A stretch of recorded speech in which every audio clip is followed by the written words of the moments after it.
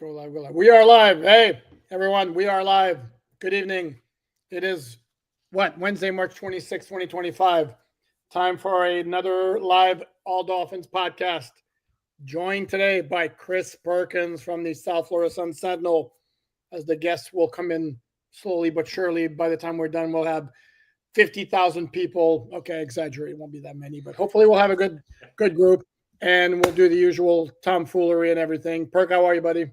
I'm doing good, man. It's a great time of year. We got some NCAA basketball going on. We got tennis going on. NFL draft obviously coming up. Free agency going on. Opening day for baseball coming up. Great time of year. Plus the F1 is coming up next month. Great time of year. You're an F1 guy? I'm not an F1 guy at all. No. I like the event. I went last year. I covered it last year. I like the event more than the race. And so just, being out there and walking around the grounds, we were texting about tennis on our beat writer group chat earlier. You and I both consider the tennis the best sporting event in Miami. And I say that partly because you don't have to be a tennis fan. I'm not a huge tennis fan, but you go out there and they call it they used to call it like the fifth major. You would get almost all the top 10 women, almost all the top 10 men. And you can just walk around the grounds, though, and see all these great players in the prelims, and you can see them practicing and interacting with fans. And there's great booths and concessions and places to sit and just apparel and all these tents and vendors and huge screen where you can just sit out and watch the matches on center. It's a great setup. Absolutely great sporting event. Love it. No, without question. And fun fact, because I'm old, and because I used to cover things other than the Dolphins, I actually covered the very first Miami Open, which was then called the Lipton Internationals Player Championships. Yep. The first one was in Delray Beach. And then I covered it for the old Miami News, which was an afternoon newspaper that no longer exists. Covered it until the paper folded shop, which is December 31st, 1988. Old, sorry. Yes, they had newspapers in 1988. And then I attended year after year. I would go once or twice during the event. And the Key Biscayne setup was gorgeous because you were on the bay and the palm trees and all that. And when they moved it, they announced they were moving it to Hard Rock Stadium because of a land dispute with the people who owned that land in Key Biscayne. I was skeptical at first about how they could even come close to duplicating, the grounds, the setup they had in Key Biscayne. And the first time I saw it, it was like, wow, what an absolute masterpiece of a venue they created at Hard Rock Stadium for the tennis event. And I think those who follow the podcast and follow me on Twitter and read Miami Dolphins on SI, I'm not somebody who throws compliments at the organization, the Dolphins way, just frivolously. So if I'm telling you I think that the setup is completely outrageous, that's because I mean it. It's actually very, very, very impressive. Yeah, and you know what? And Poop, to bring it back to Dolphins, it just amazes and frustrates that Steve Ross can do these great things with F1 and the esports thing and with the tennis, and he just can't get the Dolphins right. He's got Super Bowls at Hard Rock. He renovated the stadium. He gets national championship game, but he just can't get the Dolphins right, Poop. And it's everything this man touches is gold, pretty much, except for the Dolphins. Yeah, and I get this question quite a bit whenever I do a mailbag for Miami Dolphins on SI.com, which I encourage everyone to check out. Loads of free content every single day. And the mailbag usually runs in the weekend.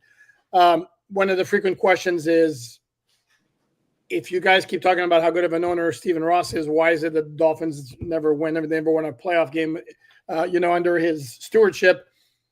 And the question is, whatever the answer is, it's never was going to be because he's afraid to spend. Right. Because that man is asked to spend, whether it be for the practice facility, free agents and all that, a big staff. He spares no expense. Yep. Problem is, obviously, at the risk of stating the obvious, there's an issue in hiring the right people. Right.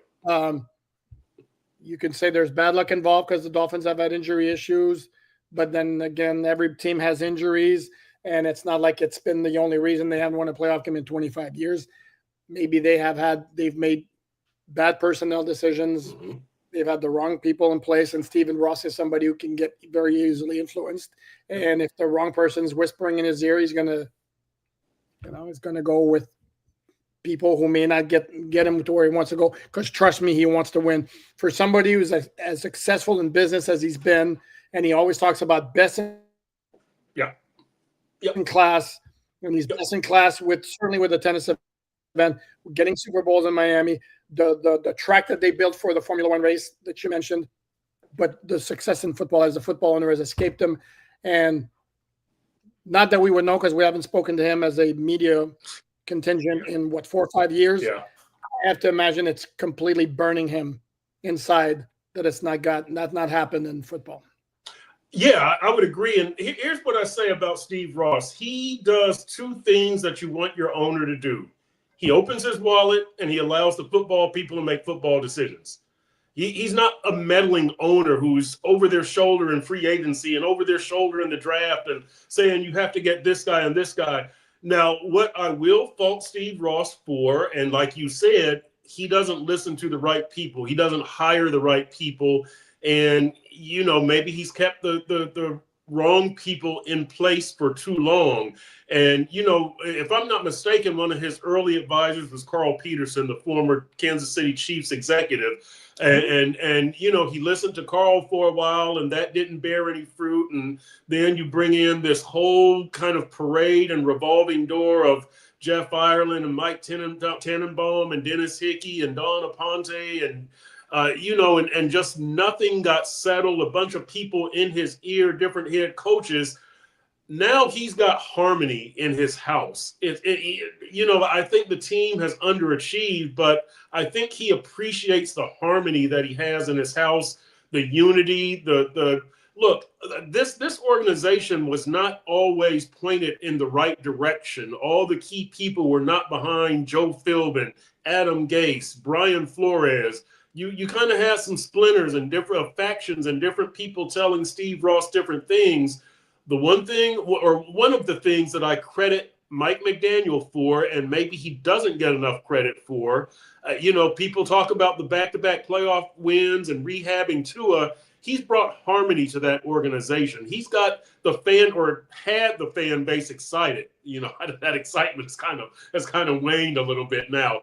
But he had everybody excited and fired up, and really this organization was ready to move forward. And I think Steve Ross really appreciated and still appreciates that. And that might be why he gave out those extensions and might be why he stuck with Greer and McDaniel.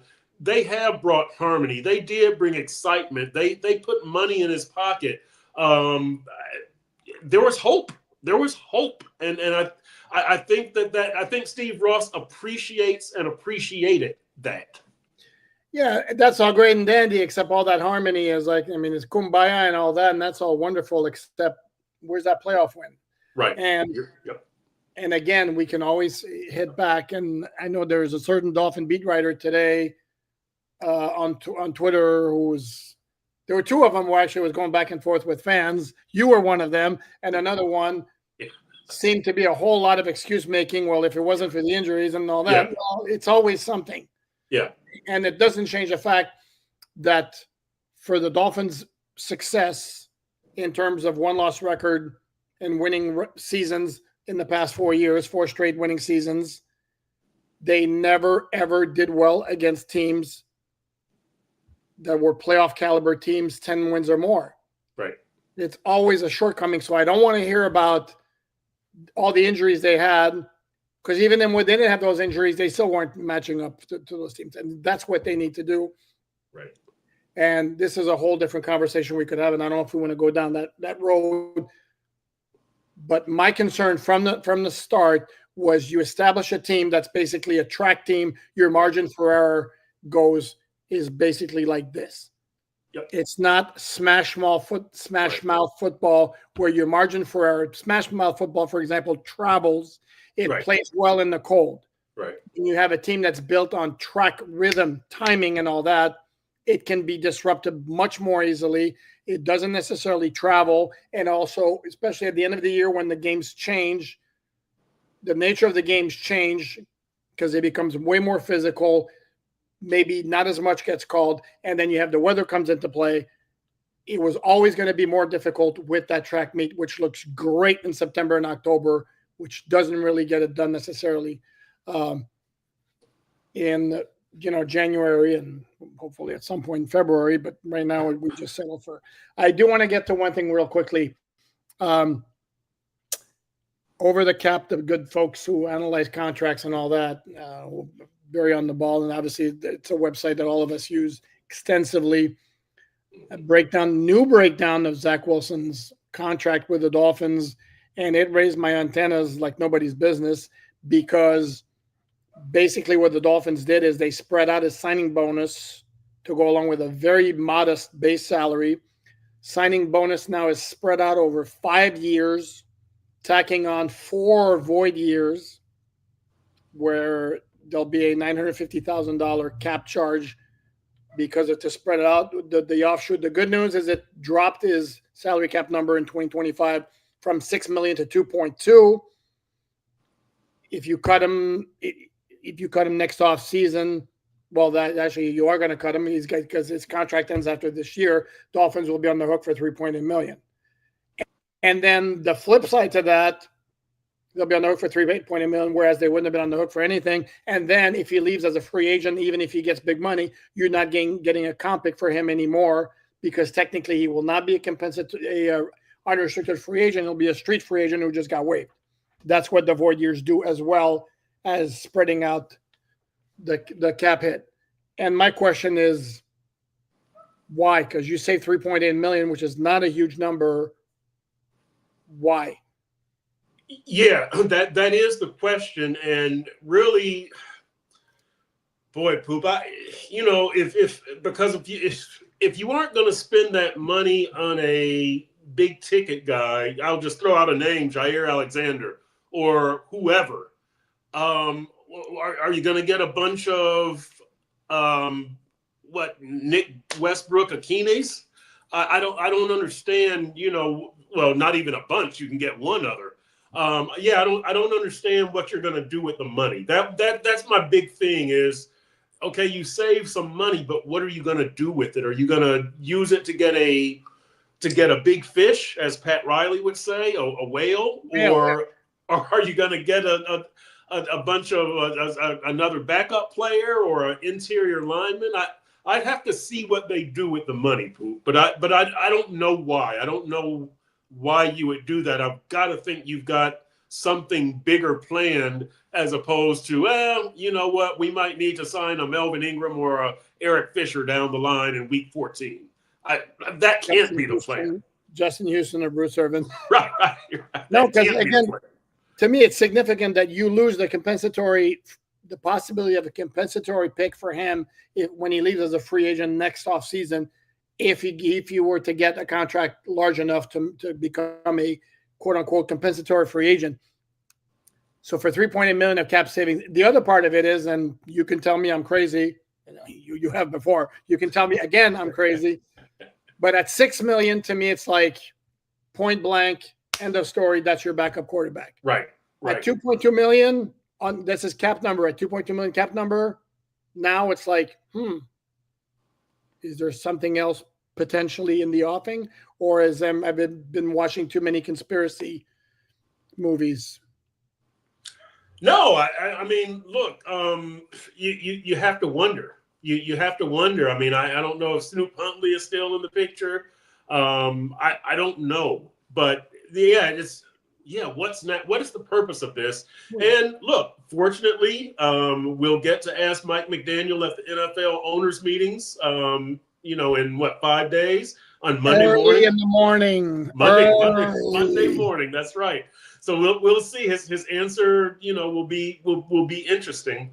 But it's an interesting move. It's an interesting way of doing the finances because and at I would just think $6 million. You just take that pain, and it's not even pain. I mean, for a backup quarterback, that's a good price, really.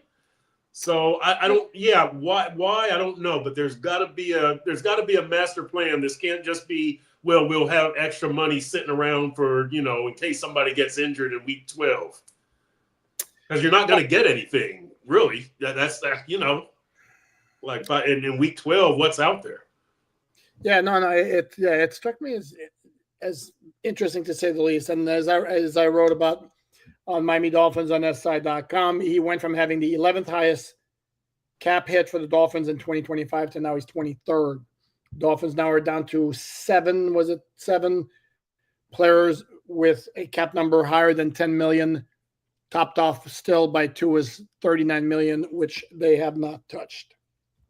So, couple of other housekeeping notes. But actually, before we go any further, I just want to say this. If my wife ever winds up catching this on replay, I want to give her a big shout out and a big I love you very much, because today is actually our 20th wedding anniversary. Oh, happy anniversary. Happy anniversary. Hearts. And in case anybody's wondering why the hell are you doing a live podcast on your wedding anniversary, it's because my lovely wife is actually working right now. So why is she working on your 20th wedding anniversary? Well, we took a weekend trip to Orlando with the family, so Yes, the schedule had to be adjusted. That's when we took care of that. Thank you, Karen.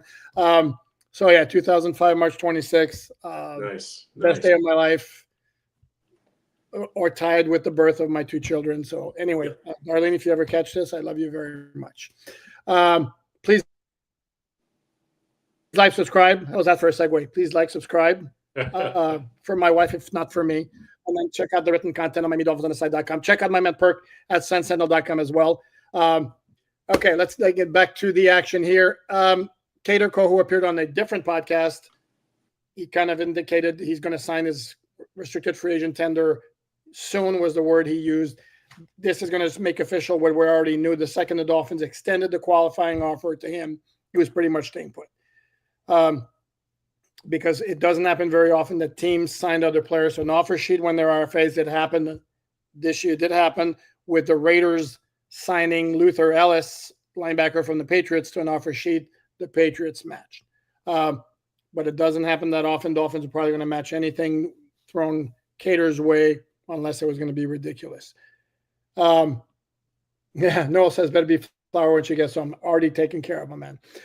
Speaking of the Patriots, what's your reaction? Let's phrase it like this. Your reaction to them signing Stephon Diggs to a 3-year contract reportedly worth as much as $69 million with $26 million guaranteed. He's coming off injury, right? So yeah, so let's see. That's my big thing.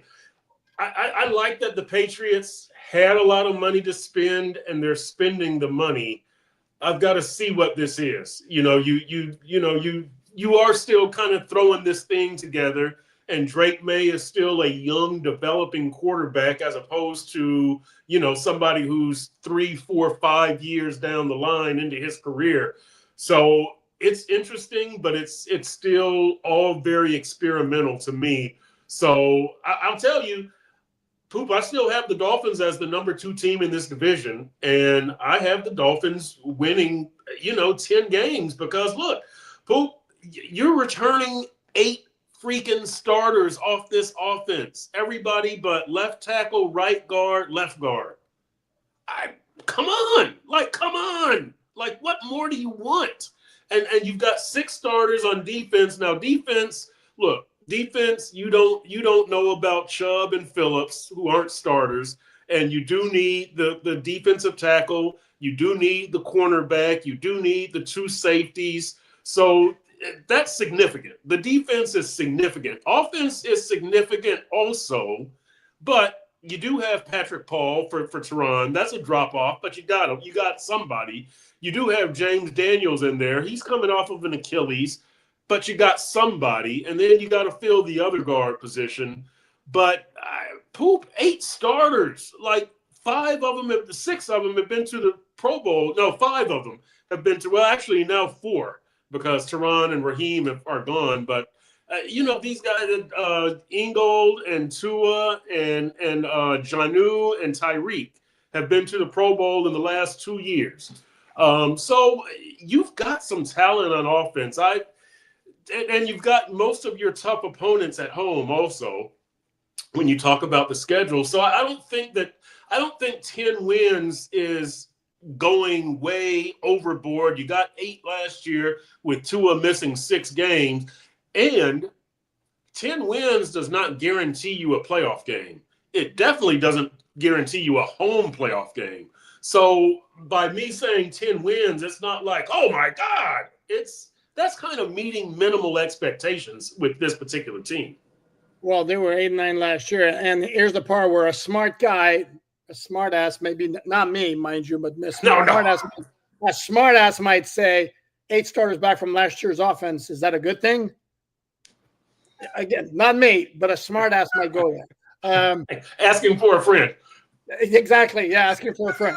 So, yeah, I don't know. I don't want to get into that. We'll have plenty of time to discuss exactly projections and all that. I had 2 reactions to Stephon Diggs, and I've actually evolved. Wow, it's impressive. I'm mature enough now to evolve, because my initial reaction was like, holy crap, that's a lot of money for Stephon Diggs. When he was fading at the end of his tenure in Buffalo, and then last year he had the torn ACL in Houston. Then at the other part of it now, actually, as you started talking about him, I was like, wait a second, there's something to very much like about the signing from a New England standpoint. Is Stephon Diggs will become, generally based on experience, tends to become a problem at most stops. It happened in Minnesota. It happened in Buffalo, where he gets disenchanted rather easily. However, the good news for the Patriots is he's going to be the alpha dog in that wide receiver core. And I think if they make him the focal point of the passing game, I think he probably still has enough juice to make things happen, and he's going to be their best wide receiver by far. Their second best might be Matt Collins. Right. This is a group that didn't have a ton, and they really badly needed a wide receiver. So I think there's maybe something to like about it. Obviously, he has to show he can come back from the torn ACL. But at this stage of his career, I think it's more about his route running and his veteran savvy than pure speed in terms of getting open and making plays. So to me, Ryan, as it stands right now, I would tell you that I think New England and Miami, there's a case to be made for flip a coin between those two. And clearly behind Buffalo, and it's not like the Bills don't have their issues, but until proven otherwise, we have to go with them. Let's see. Since the last podcast, Kendall Lamb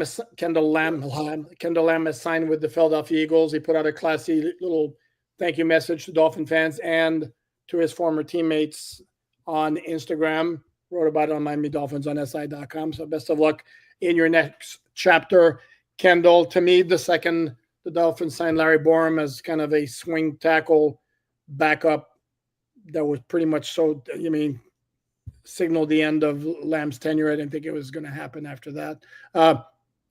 Good for him that he's joining the Super Bowl champion, a team that has one of the offensive line coaches, Jeff Stoutland, with one of the best reputations around the NFL, and that group is completely ridiculous. So he's going to back up Lane Johnson and Jordan Mailata out there with the Eagles. Anything to add? No. I will. I've got some. I'll go a different direction whenever you're ready. Go ahead. Go for it. Okay, so the question that I asked James Daniels on the Zoom call about where he'll play, do you think it makes a difference? And my question to James Daniels for everybody watching was, James, do you think it makes more sense for you to be at left guard, so you're there with the young left tackle, Patrick Paul, helping him out, and so the Dolphins don't have to go rookie left guard, half rookie left tackle? Or does it make more sense to put you on the right side, so you team with Austin Jackson, you form a wall for Tua's blind side, and you've got like a crushing run blocking duo over there? You have a strong side to run behind. And James Daniels was saying he doesn't think it matters that he'll be wherever he is. I think it makes more sense to put him on the left side, although you have him on the right side and you can run behind those guys. I mean, you have Daniels and Austin Jackson, and you're pretty good. But on the left side, I just don't know, Poop, if you want to go rookie left guard, half rookie left tackle. And I say half rookie because Patrick Paul didn't get a lot of playing time. You know, for the, I think it's better to spread it out. I don't. Do you think it matters from that standpoint what side Daniels plays on? Well, you kind of made the argument for me there. So I'll just say what Perk said. You make it easy for me. Does it make a difference? You make a very good point in that. Do you really want to have Patrick Paul next to a rookie guard, assuming that's who winds up playing at left guard, which I don't know that we should do. I am still of the opinion, and I see more and more. It's another topic we could get into. I see more and more mock drafts. It's Kelvin Banks Jr. from Texas, Josh Simmons from Ohio State, which was in the Mike Tannenbaum mock that he did for ESPN. His was not predicting who was going to go where. His was, if I'm the GM of that team, what do I do? He had a conference call on Wednesday. I was on that conference call. I asked him, could the argument that was, would there be any hesitation to take another offensive tackle after you took Patrick Paul last year?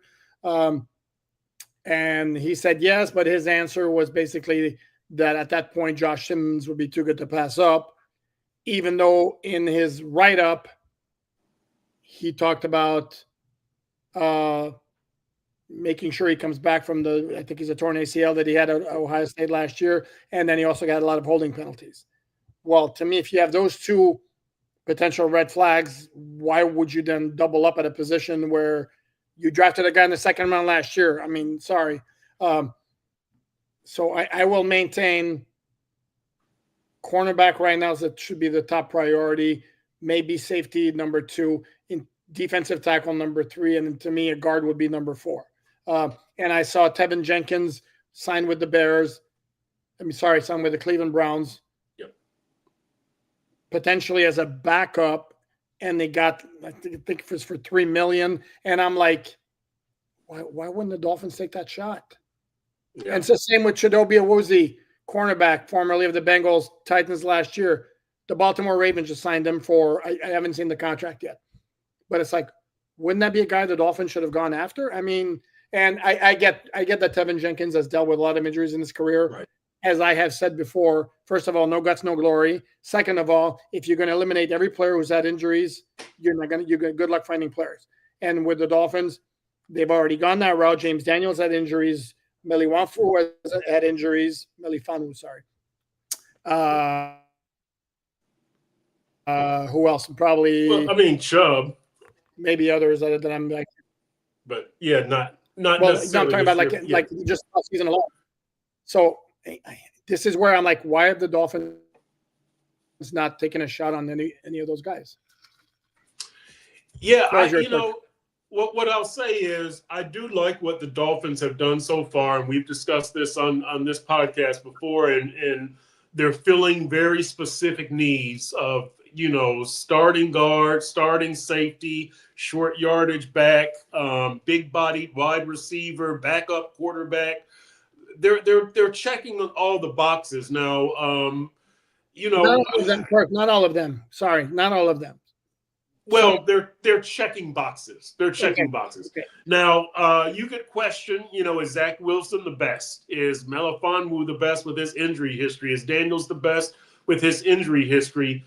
Chris Greer is he's known for saying we aren't going to be scared of players with injury histories, for better or for worse. That's one of the things that he says all the time. So, I don't know what their overall strategy is. I know as far as the cornerbacks, again, if you're going to play opposite Jalen Ramsey, as Vic Fangio told us, you need to be able to move.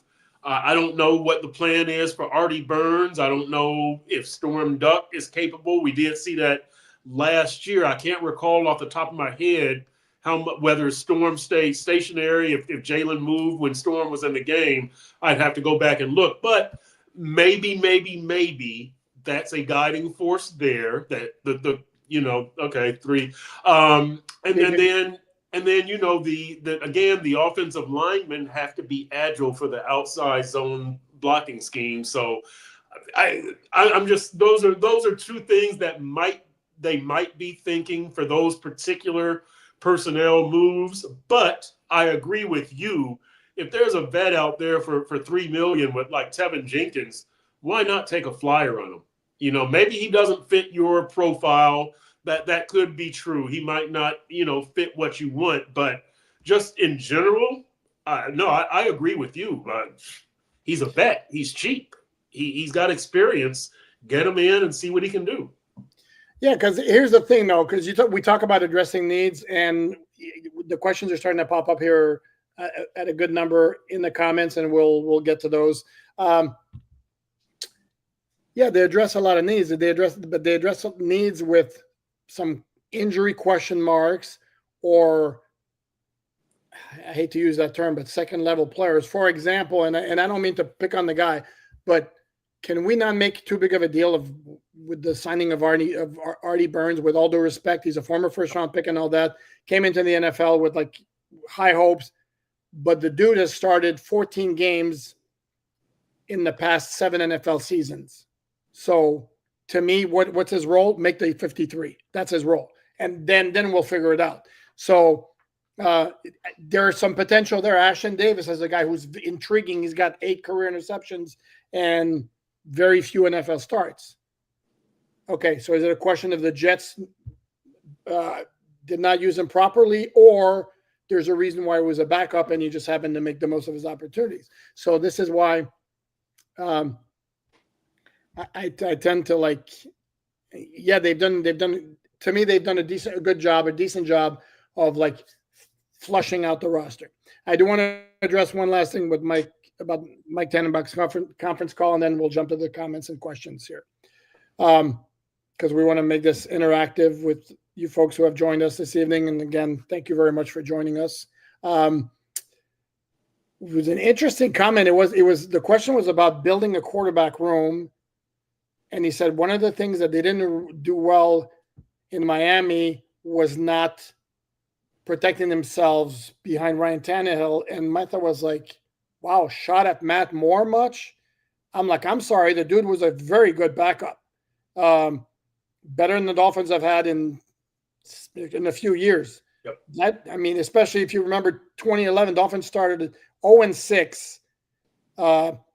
Chad Henne eventually got hurt.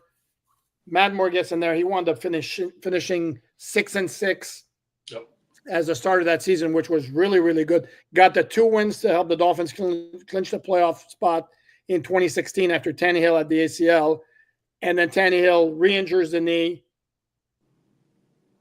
First practice of training camp the following year. And instead of giving Matt Moore a shot, and Adam Gates like, no, sorry, I'm going to call Jay Cutler, get him out of the Fox booth, and have him take over at quarterback. And I'm not so sure. We don't know how well that 2017 season could have played out if Matt Moore had been given a shot. That was a season of a whole lot of different things happening. But still, anyway, wanted to mention that. Yeah, you took Tannenbaum to task in your story, and rightfully so. You listed all of Matt Moore's accomplishments, and no, you did the right thing there. I'll say that I've always said this about Matt Moore.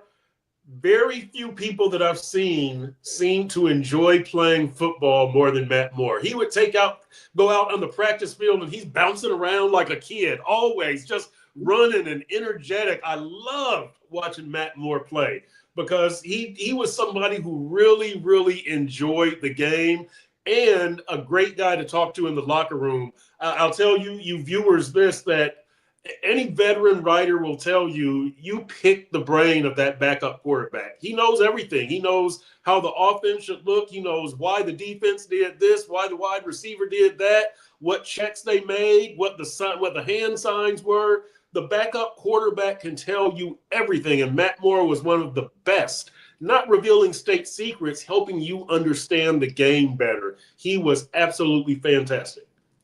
Yeah, and it's changed in recent years. It's not as much of a resource because the interaction is not quite the same. And also, there are certain backup quarterbacks whose brain you couldn't really pick.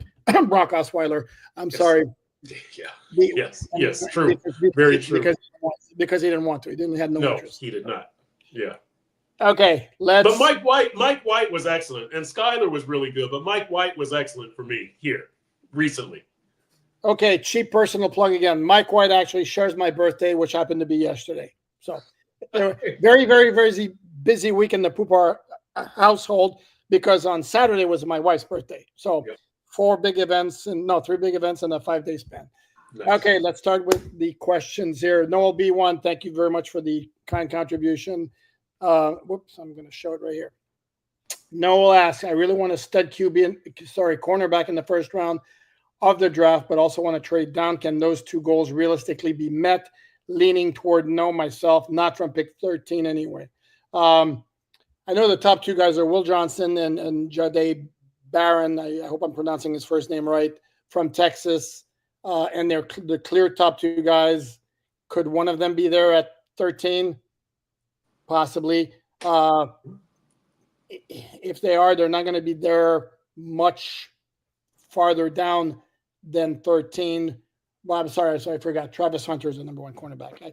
I don't mention him because he's not realistic. He's untouchable.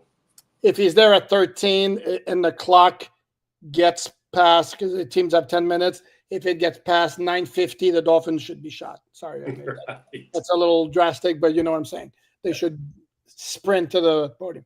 Maxwell Harrison from Kentucky would be another guy who would be like a first-round guy. Sorry, Florida State kid is out there. Azare, the Florida State Thomas, kid. Correct. Yeah. He's there, and there's and we're forgetting one also. Hairston, Thomas, Benjamin Morrison from Notre Dame, but I believe he's coming back from an injury. So. Yeah, I think he missed 10 games or something like that. Yeah. They're from East Carolina. I'm sorry. Go ahead, Perk. That's it. That's who it is. Shannon Ravel Jr. That's who it was. There's some guys in the second round, but the question was elite cornerback or shutdown cornerback.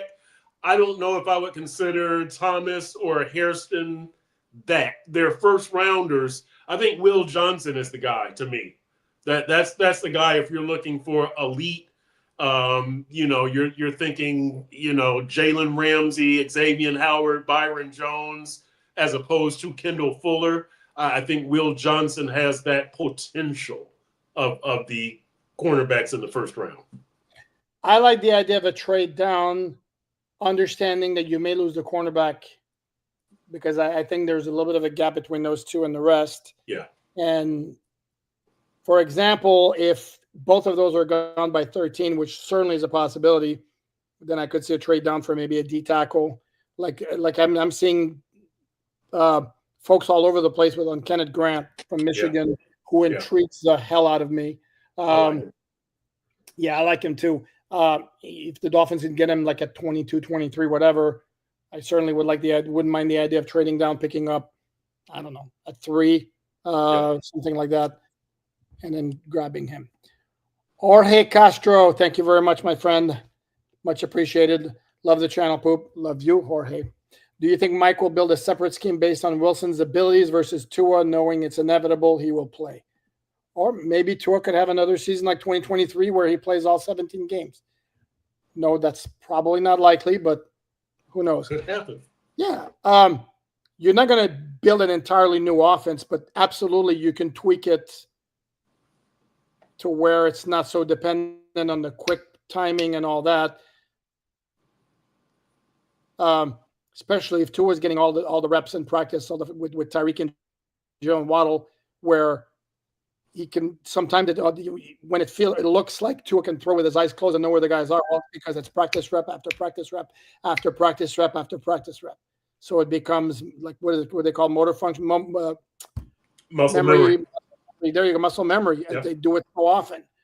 You're not going to have that with the backup quarterback. So yes, absolutely, there will be and should be tweaks to prepare Zach Wilson when he does have to play. Yeah, and I thought Mike McDaniel got better at that with Snoop Huntley's second run with the Dolphins. We've talked about that. We both agree on that. Here's the other thing, Poop. Again, Zach Wilson has to be ready early and late.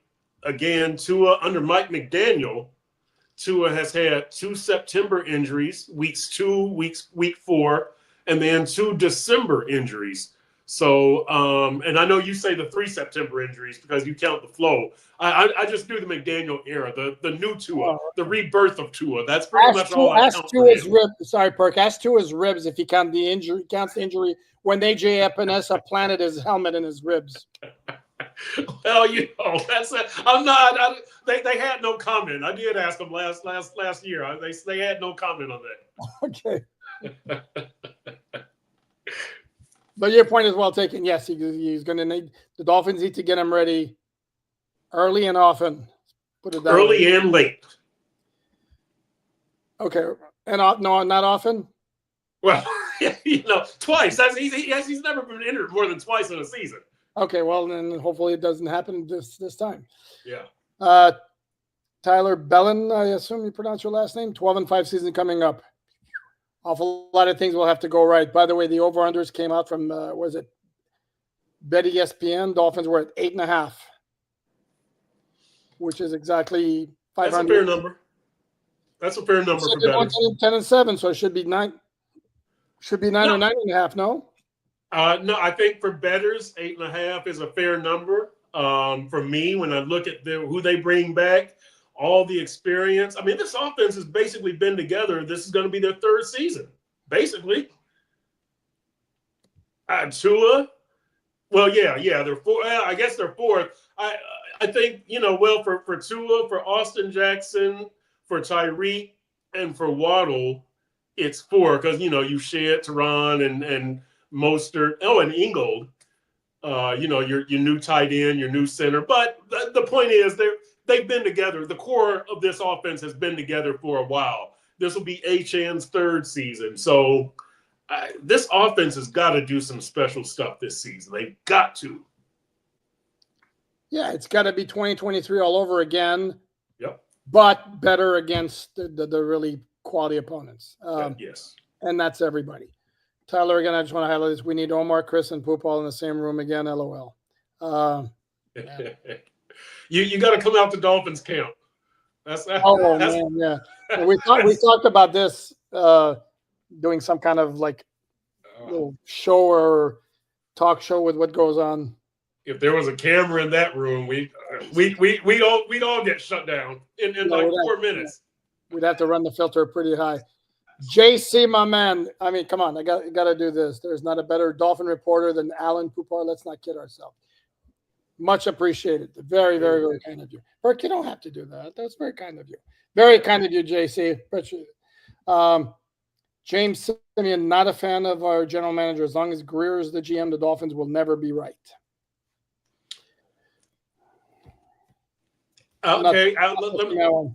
I'll jump in and say this. I think that Mike McDaniel is probably equally as responsible. Now, Chris Greer, because he is the GM and that's his job, that's his title, the buck stops with him.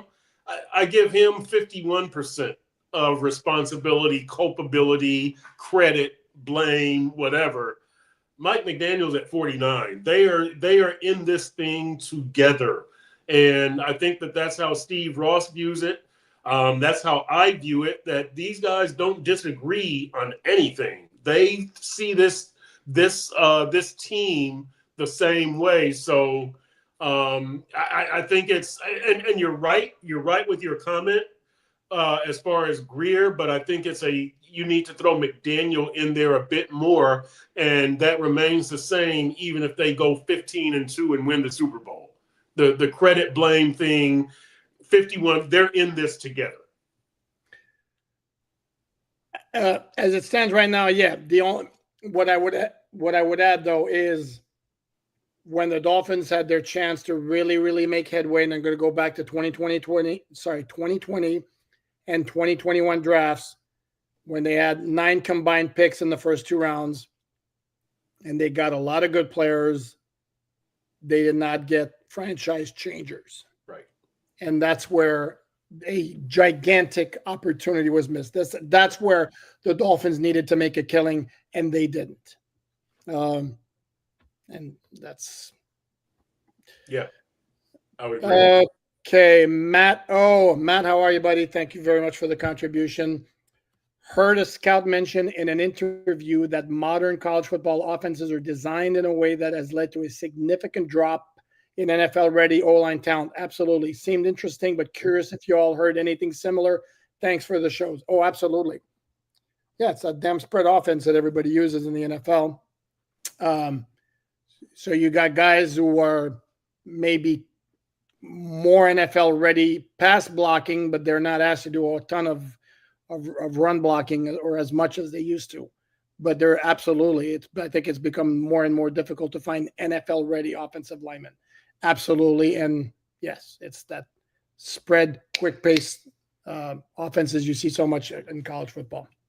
Yeah, I think this is one of the things that has come from the bottom and gone up, meaning the proliferation of 7-on-7 football and the spread offenses. And these are the quarterbacks and the athletes that high schools are sending to college. And if I'm a college coach, I'm like, look, I got to keep my job. That these guys are already schooled in this type of offense. It's what, and if you're a college coach now, pretty much it's what you come up running, right? The guys like, these older guys are Nick Saban, and, they're getting out. NIL is too much for them and all that kind of stuff. You've got this new generation of coaches that are in their 30s and 40s. They came up with the spread offense and the 7-on-7. It's what the high schools are giving them. So it's what they give to the NFL. And so that's kind of what you see, is that this is how these kids grow up. It's kind of like in the NBA, the kids shooting the three. It's like, yeah, you could try to change that, but that's how these kids grow up. There's no back to the basket 7-footers. They're like Wembanyama. They're out there beyond the 3-point line. So, part of this is that this is who the high schools and colleges are supplying to the pros. It's hard to change that. And with the offensive linemen, it's hard to school them in run blocking and certain pass blocking skills because they don't grow up with that. It's a wide open game that belongs to, the quarterbacks and the wide receivers. The offensive line training is lacking what it was, 20 years ago or whatever, wherever you want to draw that line. Yeah, and always you're going to have your outliers who can do the old school stuff, but there are fewer and far between. Yeah. Let's go back to our questions there. MZ, was Parcells here when Ross was owner? I'm looking it up there for my memory because I know Ross became part owner in 2008. Right. And he bought full ownership, or 95%, whatever it was, in 2009. Parcells was with the Dolphins in 2008. So, yes and no. 8 to 10, right? Who, Parcells? No. Was he that long? Or no, 6 to 8, right? 6. No. Parcells came with Toronto in 2000. Yeah, you're right. Yeah, that's right. He left pretty quickly. I'll go ahead and look it up very quickly. I think he was only here for 2 years, right? 2 or 3 at the most, I want to say. But yeah, that's right. He was here for the turnaround. Through 2010. So yes, Parcells was here when Stephen. Yeah, Ross. 8 to, yeah. Well, Pete's loving you, Perk. Pete, I like Pete, man. You like Pete? Finding some positivity, Chris. Mike McDaniel is a great leader and head coach. Awesome hire by Chris Greer. Awesome hire. Should we wait for a playoff win to use the term awesome? Yeah, I would say that it was a good hire. I like Mike McDaniel. I need to see Mike McDaniel grow some more because I do think that his teams have disappointed and underachieved. Mike McDaniel is a very bright young coach. He's also stubborn and hard-headed. And so, look, I appreciate that Mike wants to do it his way. If you look at some of the other Shanahan teams, they had running backs, and they did it differently. Mike McDaniel wanted to do it with speed. He's got his way, his vision, his blueprint. I respect and appreciate that. It needs to be tweaked. After 3 years, it hasn't worked. It hasn't gotten you over the hump. It's gotten you to a certain level, but it's not able to get you beyond that level. And so my thing with Mike McDaniel is you are bright, you are brilliant, you're ahead of your time in some of the player empowerment things that you do. I think you go over the top in some of the others, but he's almost a Joe Madden type from the old Tampa Bay Rays.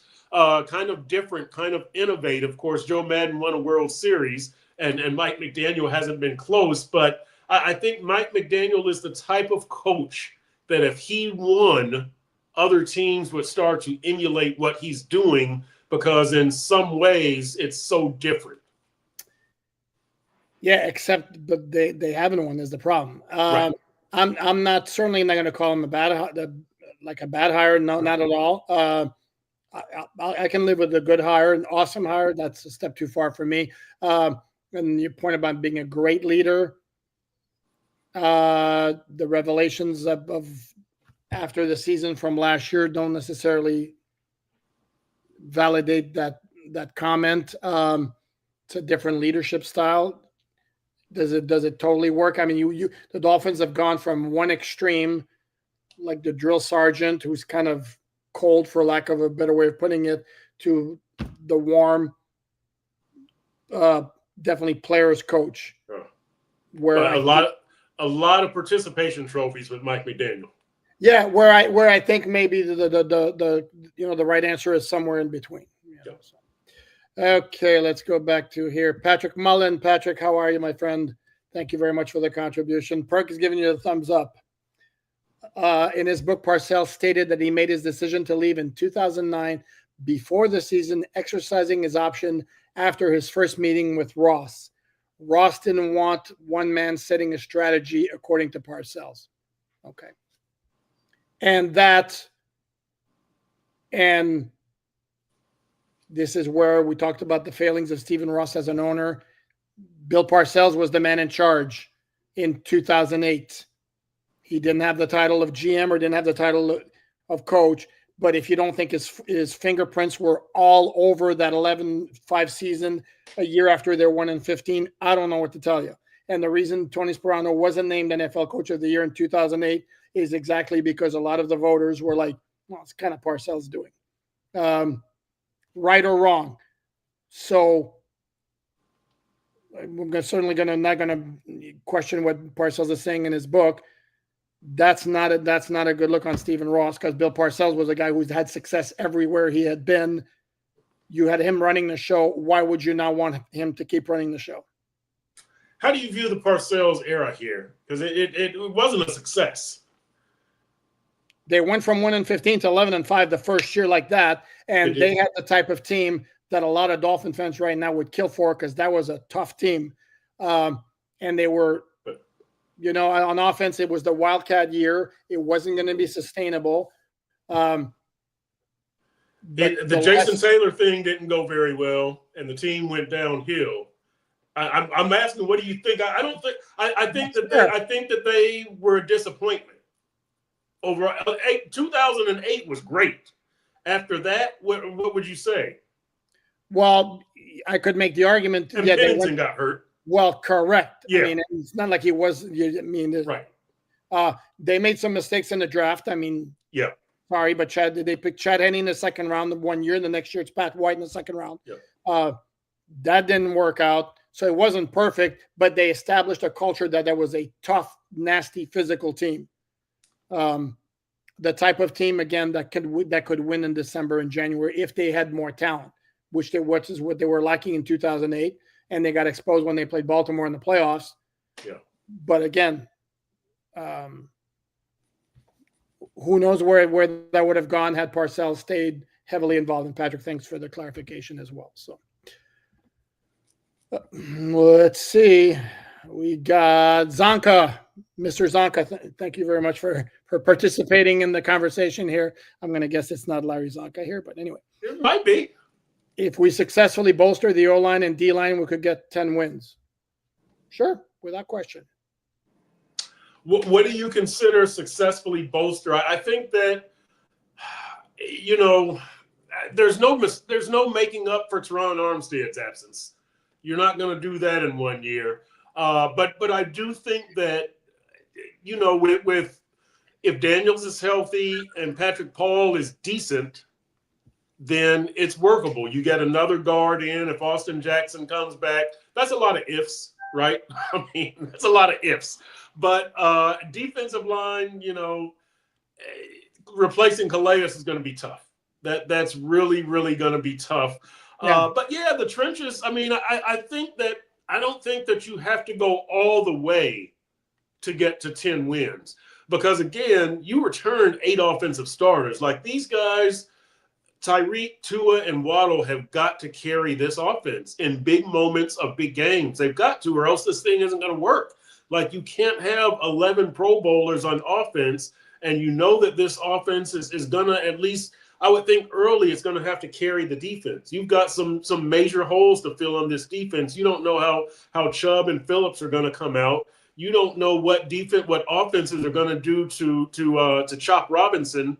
Because that the lining up wide is what gave him his huge surge, his push last year. They're going to have an answer for that. So the offense has to be ready to carry them early. And specifically, if we drill down, that's Tua, Tyreek, and Jalen Waddle. So respectfully, yes, it is about the trenches. You can't ignore the trenches. But those guys have got to carry you through your toughest times of the season. Correct.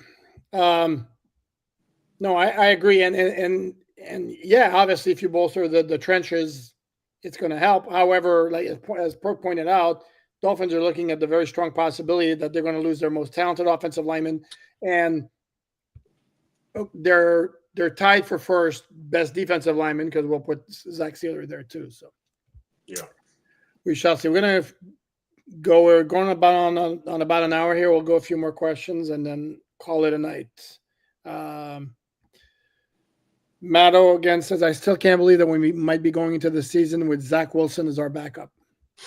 Right? Get used to it.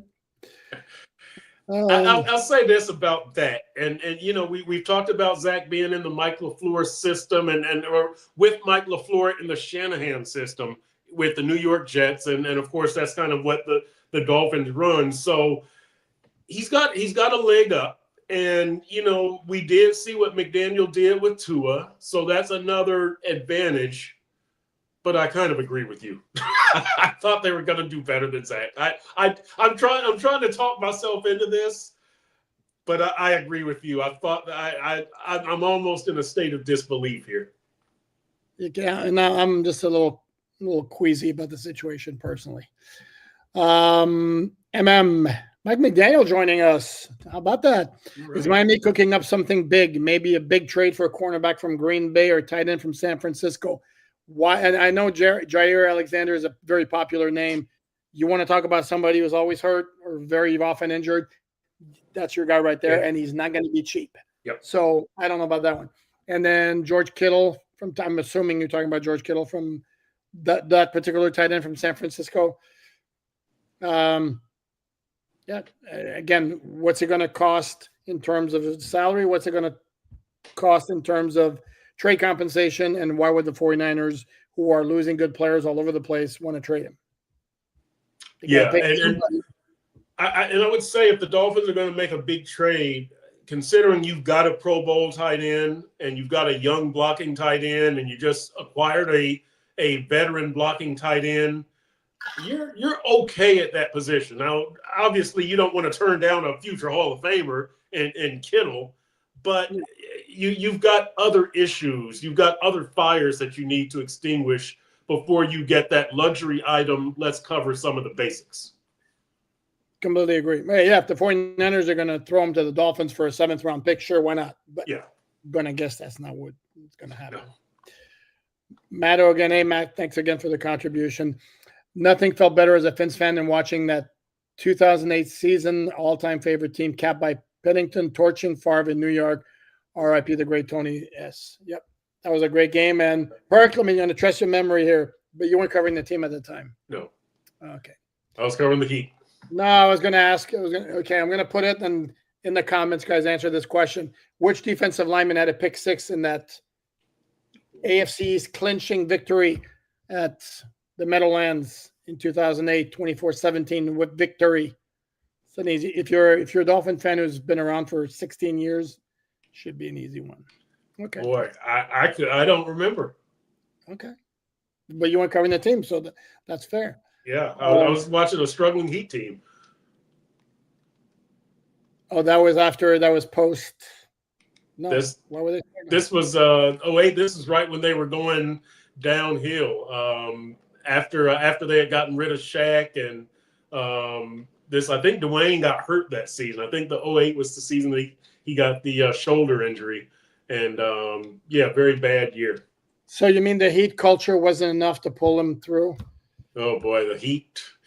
Well, the Heat, and when you talk about tanking, when the Heat was going for Derrick Rose and ended up with Michael Beasley, they were not trying to win at that time. I remember talking to Udonis Haslem, and they shut him down to get ankle surgery, and he had tears in his eyes because he wanted to keep playing. But they were like, "Yeah, we can't afford risking victories here. We're trying to get Derrick Rose." So yeah. You mean like the Dolphins playing Ryan Fitzpatrick instead of Josh Rosen? Oh, did I say that?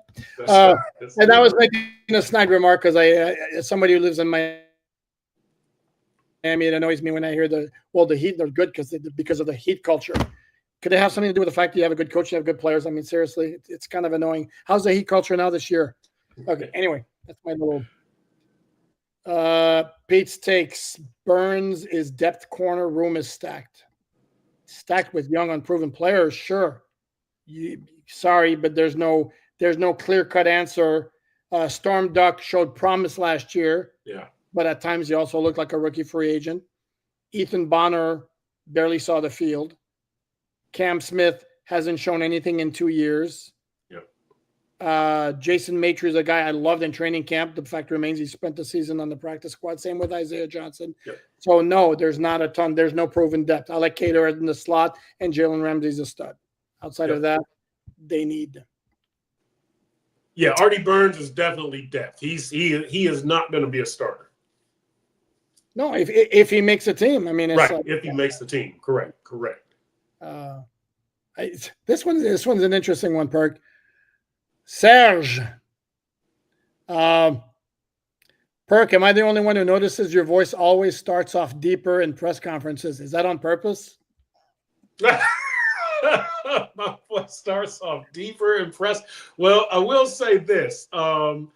I don't ever worry about getting my question in because I know that my voice can, so you guys have noticed if you watch the press conferences, it's kind of like at the White House where you just have to be vigilant. You have to keep asking, you have to outshout the other person and make eye contact with whoever's on the podium and all this kind of stuff. So maybe that's part of it. I don't know. I haven't noticed that, but that's interesting. Yeah, I don't ask a ton of questions in press conferences. I find myself very often shouted over, and then when I really want to ask a question, my voice goes louder, and then and invariably I'll get the other media members like, "Damn, Poop, you really want that question?" Yeah, because you're tired of being shouted over. You really get loud. If I can get a little graphic here, I'll tell you the origin of my deep voice. So when I was in high school, PG Perk. Yeah, okay, I will. When I was in high school, my sophomore year, so we're playing like spring baseball, and I'm playing with the varsity, and I'm the cutoff man, and I'm yelling, "Hey, three, cut," and everything like that, and my coach says, "Perkins, you're about to be playing varsity baseball. There's going to be 200 screaming fans in the stands. Nobody's going to hear you. You have to make your testicles have to jump when you shout." And so that's what, so Mike, that's when I ask the questions, maybe that's where it comes from. That's what my coach always told me, that you gotta have some bass, you gotta have something behind that voice. So yeah, maybe that's it. And the only place where you don't need it is when we had the special teams coordinator press conference, because Perk came in with about 7 of the 10 questions that were asked. That's right, baby. That's watching the film and asking stupid questions. So when Jason Sanders kicked it off, I noticed he took 2 steps after the kick. Is that a follow through? Is that just stupid stuff? Yeah. No, always good stuff, Perk. Jorge, again, thank you very much for the contribution. Is this the season Frank Smith takes over the reins. I really feel like managing the game and calling plays is proving difficult for Mike McDaniel. No, I'd say that the odds of that are 0.3%. Number one, Mike McDaniel has no desire to give up play calling. He's made that pretty clear. Number two, he's got other voices too. Darrell Bevel's a longtime offensive coordinator. Bobby Slowick is a former offensive coordinator. So no, the answer is I would be very, very surprised. Am I wrong, Park? You're exactly correct. And I'll add this. Last year at the owners' meetings, I did a story after talking to Zach Taylor, the former Cincinnati coach, and Andy Reid, who are also head coaches who call plays. Yes. Hold on. He's not. I mean, he's not the former Cincinnati Bengals coach. Oh, that's right. Yes, I'm thinking of Lou Anarumo. That's right. That's Man, you're trying to get him fired. I know, you're right. You're exactly right. I talked to. Yes. Let me start over. So last year at the owners' meetings, I talked to Zach Taylor, the Cincinnati coach, and Andy Reid, Kansas City's coach, who are also both play callers as head coaches. And they said that one thing that helped them was in both roles is easing your midweek roles. You have to trust somebody else during the week to take over the offense so that you can do your head coaching duties. And you've got to have somebody on your staff that you trust to run the offense. And then you come back in at the back of the week and you're the play caller and everything is in coordination. Perhaps that's something that Mike McDaniel needs to do. Perhaps that's something he will do with Bobby Slowick here. We'll see. But that was their perspective, that this isn't a game day thing where you're just overwhelmed with play calling and red challenge flag. And it's something you handle during the week so that your life is easier on game day. Yeah, and I'll go back. Like I said, McDaniel's comment has always been, when I feel that the team is better served by somebody else calling the plays, I'll hand it over. But guys have an ego in this profession, which part of the reason that they got where they are. I don't think he's going to want to give that up very easily at all. No, I think you would break his spirit, and I you know, this is what he does. This is what he wants to do. It's the first time he's done it, but he's a creative sort. This is his offense. This is his baby. You would break his spirit. You can't take play calling from him. Agree. Chris Stravez, thank you very much for the contribution, Chris. I get the trenches matter, but the Bengals put up huge points with their two wide receivers and good QB. That's an excellent point. Now here, you know, the smart ass in me, as soon as those receivers were signed, I said, now let's see if the Bengals beef up their guard play. You know, because the Dolphins, you know, it's like, well, Tyreek and Jalen, they can't do anything because of the guards, because there's pressure right up the middle. It's like, yeah, they're also getting jammed at the line of scrimmage and the two high safeties on the back end. So I don't think that guards have as much to do with it with the Dolphins. We'll see what happens in Cincinnati. Philly is different. They've got an incredible offensive line, so you can't say that that's the reason why A.J. Brown and Devontae Smith were so good, but was because of the guards. But Philly is just good all over the place. It's hard to say what leads to what with Philly, but I'll be watching Cincinnati to see if it doesn't work for them, if the fans blame the offensive line and specifically the guards, like the Dolphins have fans, a segment of Dolphins fans have done, and a segment of Dolphins media also. Not present. Not present. No, okay. Media. No, and yeah, because you make the point with the Eagles, but on that one, and you're saying like the offensive line making that much of a difference, and to me, I would say maybe it does, because I think if we were to rank the three quarterbacks purely as passers, I think we all can agree that Jalen Hurts would be number 3 among Tua, Joe Burrow, and Jalen Hurts. Yes. As a passer. Okay. We're agree on that. Okay. Yes. But my thing with Philly is that, you know, they're so good at, you start with the GM, and then you go to the defense, and then you go to the offensive line and the receivers and the running back, that I don't know what leads to what. The D line, I don't know, I don't know what the best is. They all feed each other, I think. Yeah, and they also have a sick running game, Right. which helps right. the passing game. So Right. Okay, what do we got here? We are about to wrap up. As some people are saying, yeah, please smash that thumbs up. Free way to support. Thank you very much. What do we got? Bobby Digital says, Perk for GM. Perk, would you take the job if they offered it? Hell no. I don't want to end up like Chris Greer. Are you kidding me? Have people ripping me every day like they don't already. But no, I don't. Listen, I'll say this. I have a true appreciation for Chris Greer, his smarts, his football acumen. I don't agree with everything that he's done. I do think that he deserved the job. I don't think he's done a great job in his role, but I think he deserved it. He worked his way up. And so I do have a lot of respect for Chris Greer and where he's come from and the hard work that he's put in. I'd have fired him after the season, but that's just me. But no, hell no, I don't. I would not want to be a GM. That's a lot of pressure. You're the single most important person in that organization because you procure the talent. That is the most important job in the organization.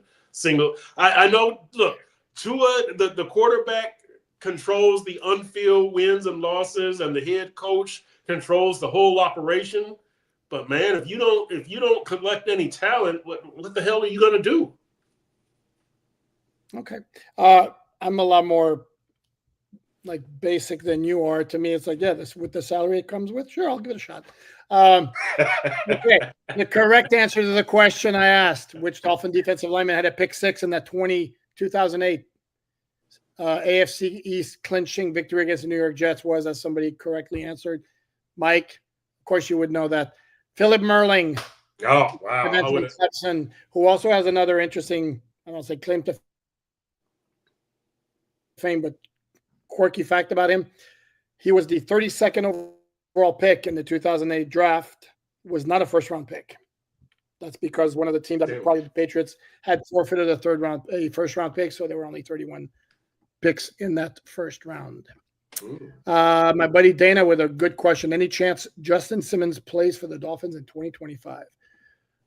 Who knows? Boy. Any chance? Don't know how much he's looking to make. Yeah. I don't know if the Dolphins want to pay a ton. Yeah. He's a good player. I don't know what kind of offers he's going to have on the market. I'm actually a little surprised. I'm going to guess he's asking for way more than teams are willing to offer because there were a lot of big name safeties available at the onset of free agency. So that would be my guess. Is there a chance he plays with the Dolphins? Sure. If the Dolphins, make him an offer that he's not getting anywhere else, absolutely. I don't see why he wouldn't want to come here. But and how much do you think the Dolphins value that safety position, Poop? Because I think if the way that I look at it, and I might have told you this, if you get a butt-kicking D tackle, and I'll just throw out the name of Kenneth Grant, but maybe the kid from Oregon also. Right. So you pair him with Zach Sealer, and you got Chubb and Phillips and Chop on the outside. Well, now you've got something working up front there. Or if you get Will Johnson at the cornerback from Michigan, you pair him opposite of Jalen Ramsey and Cater, you've got something working there. A butt-kicking safety, I could see Malachi Starks, Nick Emenwari, because they have so much position versatility. They can play in the slot. They're not afraid to tackle. You can move them around along with Jalen Ramsey. But if you get another Javon Holland, and I don't know how much Simmons moves, what can you do with that? And so that's kind of how I look at the safety position also is what can you do with it? I know what you can do with a cornerback alongside Ramsey. And let me say this also, it does help that you have Anthony Weaver presiding over this defense, who is creative and he knows how to use guys. But I think you could pair a corner with Ramsey very well and have good success, pair a deep tackle with Sealer and have good success. What are you going to do with that safety? How is he going to impact the defense? And I think that's a question I have with safety. What are you going to do with them? Yeah, and we addressed that. We run a story on the website, MiamiDolphinsandSI.com, kind of referencing Javon Holland's comments out the door on the Breaking House Rules podcast, where he's basically saying that the way the Dolphins ran their scheme kind of doesn't emphasize the safety nearly as much as it emphasizes the front seven. Right. Exactly. So that was a good story, by the way. Yes. Well, thank you. That was actually one of the contributing writers to the site who wrote it. It was Dante Colonelli, who deserves a hat tip, does a very good job for Miami Dolphins on SI. And basically the idea was that, again, the value is more on the front seven. And if that's the case, the Dolphins are not going to spend big bucks on Justin Simmons. John C., thank you very much for the contribution. Let's hope they don't outsmart themselves in the draft this year. Great show. Thanks, John. Of course, the question I would ask you, John, is what would constitute outsmarting themselves? That's what I was going to ask. And, well, I mean, would Josh Simmons be outsmarting yourself? That you're looking past Patrick Paul and, you think you've got this great left tackle, and in the meantime, you're leaving guard for the fourth round. You're so, we've got this great tackle, okay, but now you got two left tackles and you don't have a guard. Maybe that's what he means by it. Maybe that's one way that they could outsmart themselves. Yeah, and here's the dilemma: if at 13, whether it's Josh Simmons or somebody else, but if you're at 13 and your scouts are telling you, man, this guy's going to be Orlando Pace, even that good, does it make any sense to draft a left tackle when you drafted Patrick Paul in the second round last year to basically be that guy for the next 7-8 years once Teron Armstead no longer is on the roster? That doesn't make any sense to me. And I'm all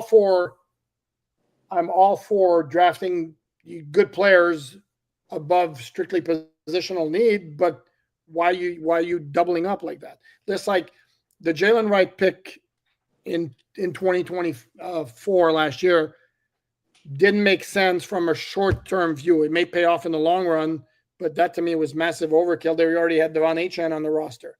And last year you had Mostert and you have Jeff Wilson, who you wound up not using. Right. Let me, before we get out of here, and I saw Patrick has a question. I've got a column half written. I don't know if I'm going to write the rest of it. Hold on, I'm going to steal your idea. Go ahead. That's right. It's on this, though. And I alluded to this also on our group chat that, did the Dolphins are there lessons to be learned from last year's draft by drafting Patrick Paul, who is strictly an offensive tackle? If you would have drafted a tackle guard like Laramie Tunsil, for instance, not of that caliber, but you could have helped solve your guard problem and got your rookie second round pick some snaps, but you just drafted a tackle. And so this year, should you draft somebody like with Tyler Booker, I think he's just a guard, right? As opposed to guard, center, guard, tackle. Do you want to pigeonhole yourself like that, or does versatility serve you a little bit better? And I guess Booker could play left guard, right guard, but probably center also. It's not a major jump from guard to center. Yeah. Connor Williams did it, so that can be done. And Aaron Brewer did it, and Liam Reichenberg did it. Correct. The guy who's a pure tackle has a lesser value, and this tells you somebody in the Dolphins scouting staff had a massive conviction on Patrick Paul. Because he can barely. I mean, they barely moved him to right tackle a little. I mean, he pretty much stayed at left tackle. Right. Yeah. Yep. Patrick, thanks again for the contribution. Much appreciated. In my opinion, the Dolphins specifically not extending Tua's contract for current cap savings means they are likely moving on after 2026, barring a 180 on durability and development. Thoughts? Well, absolutely. And they would be crazy not to. I mean, at that point, it will have been 7 years. Yep. It's been like enough is enough. I mean, at this point, I kind of have a pretty good idea who he is as a quarterback. Yes. The only question mark that I have heading into 2025 is will he be able to stay healthy and avoid the injury bug, make smarter decisions when he's out in the open field.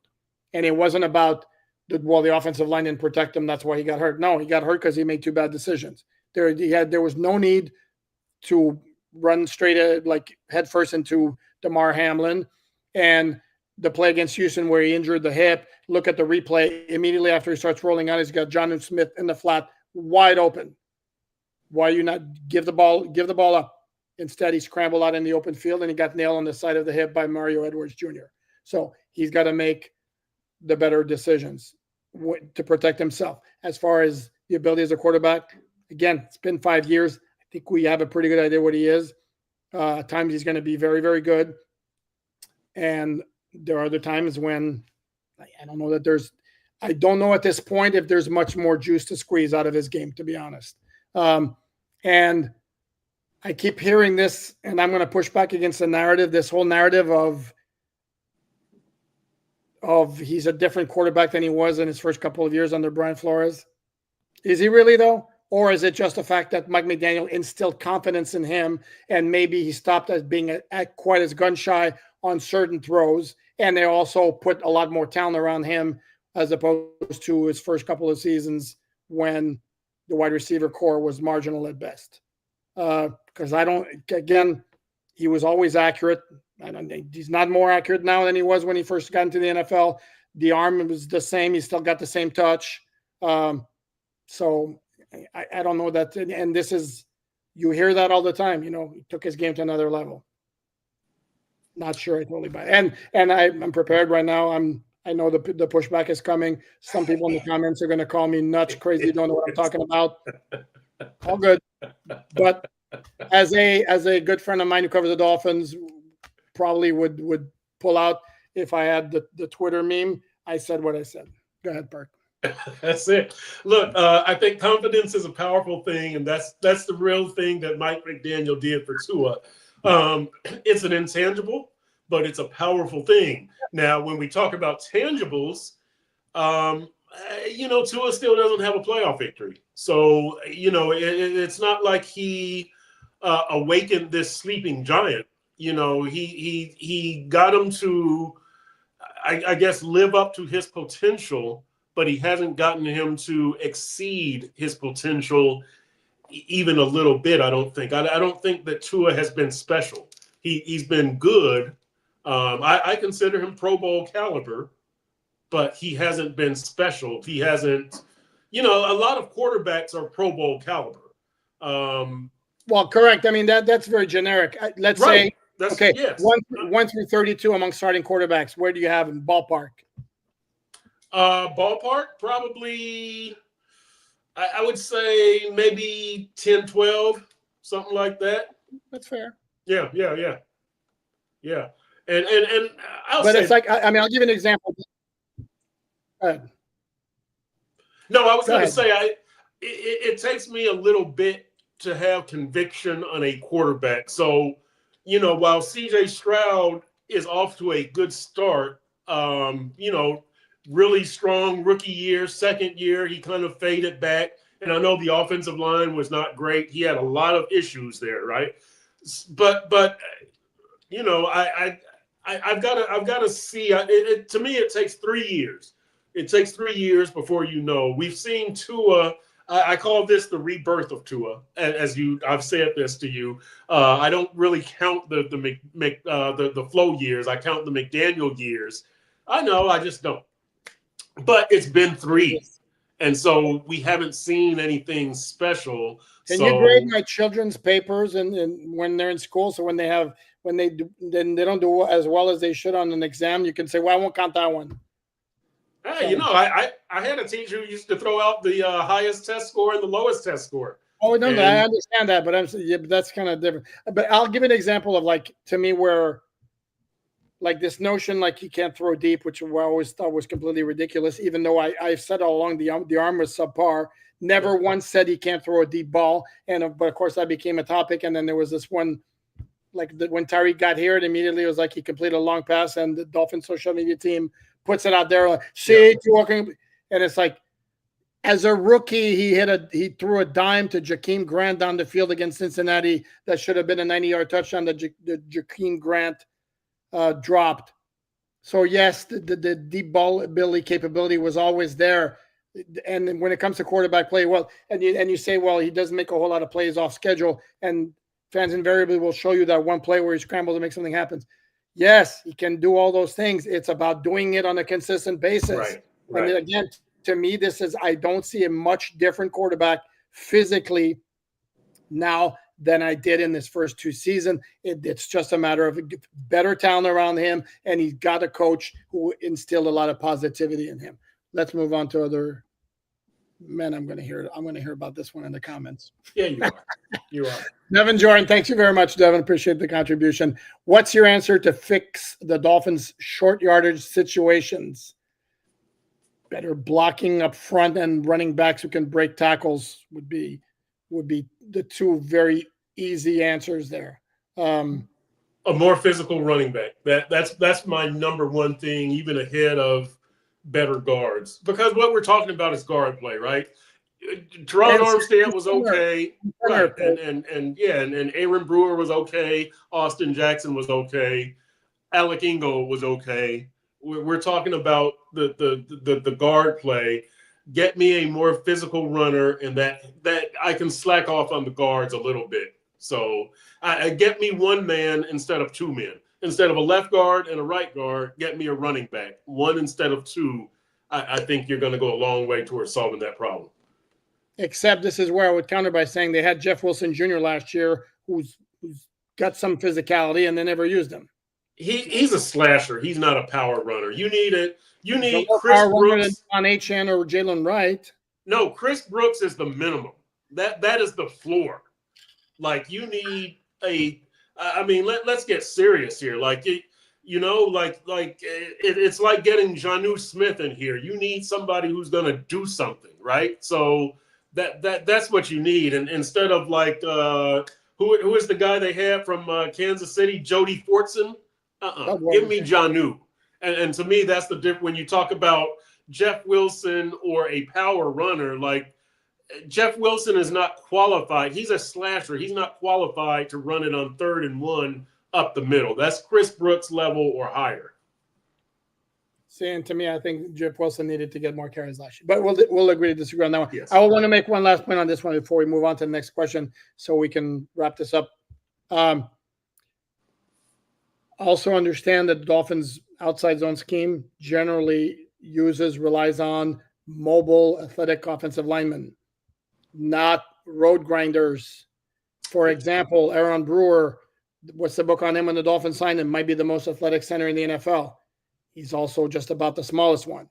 And when you get to 3rd and short and the opposing team has got stacking up the line of scrimmage, power is going to win more so than this is where the mobility doesn't necessarily help you with that much. So. No, that's a very good point. And again, that's when I get back to the Dolphins. There's certain guys that they want. Again, at cornerback, you got to be able to play off of Jalen Ramsey and move. And offensive line, they don't want the road graders. They want more agile guys. And that speed and agility and athleticism does not always come with power. So there's a trade-off there. And if you got an athletic guy who does have power, that's our Hall of Famers usually. Yes. You're talking about an offensive lineman. They're few and far between the guys who have both. Yep. Back to John C. Thank you very much, John. Outsmart would be an obvious talented player on the board, but they know better and fall in love with the vision for a player. Okay. Yes. Yeah. The problem with that, though, is what if they're right? What if they fall in love with a player? Do you want to go with chalk because everybody thinks that guy's going to be the good prospect? Or do you want them to take a chance on the guy they think is going to be really, really good, better than most think he's going to be, and they wind up being right? Again, no guts, no glory. Would we rather play it safe?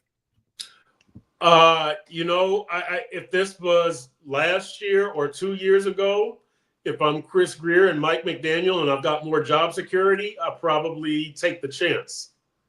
This year, when my job is on the line, I probably tend to play it safe a little bit more, but That's just me. I don't know what they're going to do, honestly, but that's just me. And if my job was on the line, I would lean toward playing the safe choice. Okay, fair enough. Yeah, I don't know that there's a right or wrong answer there, to be honest with you, because again, if they go for like a little bit of the unusual pick, the against the chalk pick, and they nail it, nobody's going to be complaining. So it's, but I get the need. What they can't, no, I hate to go there. They cannot have. But here you go. But I'm going to go anyway. They can't. What they can't have, again, because they need to build a foundation of young, cheap players on rookie contracts.